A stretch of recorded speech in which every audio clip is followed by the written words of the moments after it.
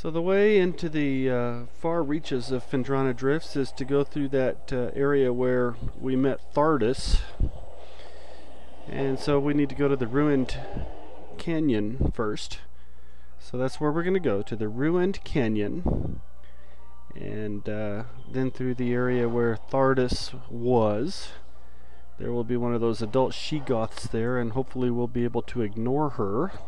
Get through there without attracting too much attention from her, because I really don't see any need to beat her up at this point. As long as she just, if I don't bother her and she doesn't bother me, we'll all be non-bothered together. And I don't think there's anything we can get along here until we're done. Oh, look at that, some baby she-goths. Let's just try to ignore them too.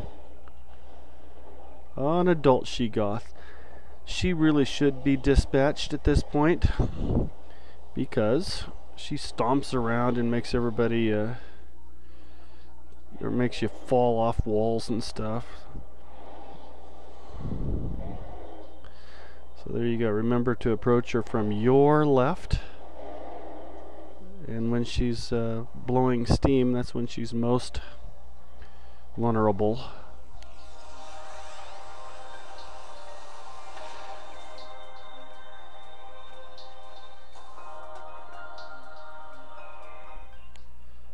I think I point out where the super bomb is. Yeah, right over there. I'm going to point at it and think I'll shoot at it. When you come through here, it wouldn't hurt to just go over there and look. The super bomb expansion is over there, and it's worth picking up if you have a chance. It's very useful in defeating Metroids when you're under heavy attack by them.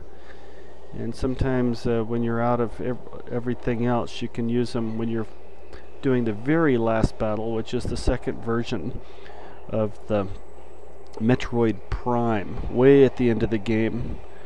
It's pretty helpful. So it looks like we have 3 flying pirates, and my favorite way of dispatching them is with super missiles. That's not the only way, but the super missile is pretty effective, and it rarely misses. Now we have the spider ball, which would make it a lot easier to get up to the top of this canyon instead of having to fill it up with water and jump around on floating ice floats and trying to not fall.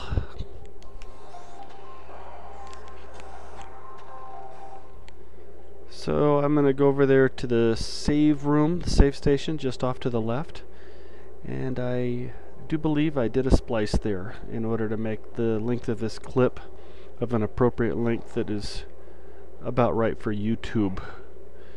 So yeah, there's a little splice here, and I think it even looks like a splice at this point.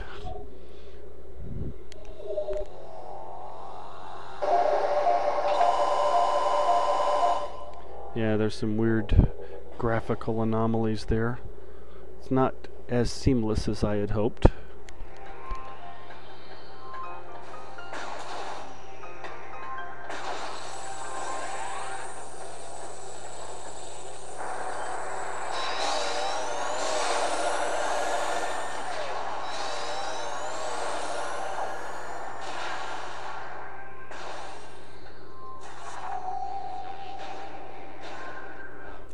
Sometimes your ball gets stuck in this part of the game, but it doesn't mean the game's freezing up. It just kind of gets stuck on that track sometimes.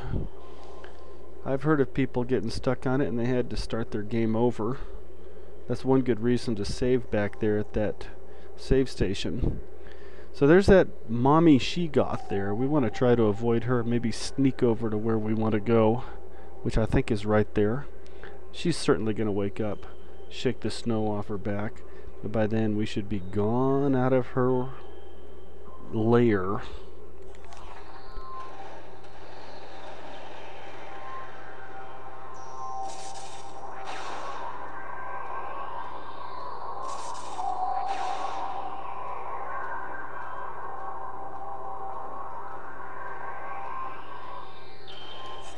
So if you remember, this door leads to a elevator that goes down to Magmoor Caverns, but we're not going to take it. This time we're going to take a different route. It opens a different door and it goes into a different part of Phendrana Drifts. See that spider ball track? We'll take that to the top. It requires an ice beam to open. At this point in the game, we do have an ice beam. Off to the right, there's an energy tank, which we can pick up next time we come through and happen to have a plasma beam.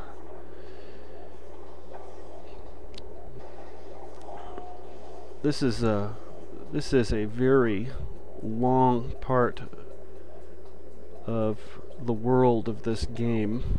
There's room after room, and they're all kind of hard to get around in, and they all have tiny ledges to jump on. And we have to go through here twice. One time we have to go through here to get the gravity suit, but then we need the gravity suit later on in order to get around in Phazon Mines. And then once we're in Phazon Mines a little while, we have to come back here and get some more stuff that we couldn't get the first time because we didn't have grapple beam and we didn't have the plasma beam. So there's a lot of stuff that we'll have to skip because we don't have plasma beam and we don't have grapple beam, but we'll have them next time through. And so it kind of makes the second time through interesting. The second time through, when we come back, we won't come back through the long reaches of Phendrana Drifts. Instead, we'll go back through the labs because there is an artifact there that we must pick up, and we might as well pick it up on the way out, right? So that thing floating around at the top, that's pretty useful if you happen to have a grapple beam. Today, we don't have a grapple beam, so we can just look at it and appreciate it. There's something we should give attention to. A stalactite. There's another one, and I think there's a third one in here, but we can't use it until we grapple across the room. Yeah, there it is right there. We can't drop that one yet. There's flick bats flying around in here, and of course, if you happen to get hit by one when you're standing on some narrow portion of the board, you'll get knocked off. I think this is a save station here. Yep, and it'll probably be at the end of the clip.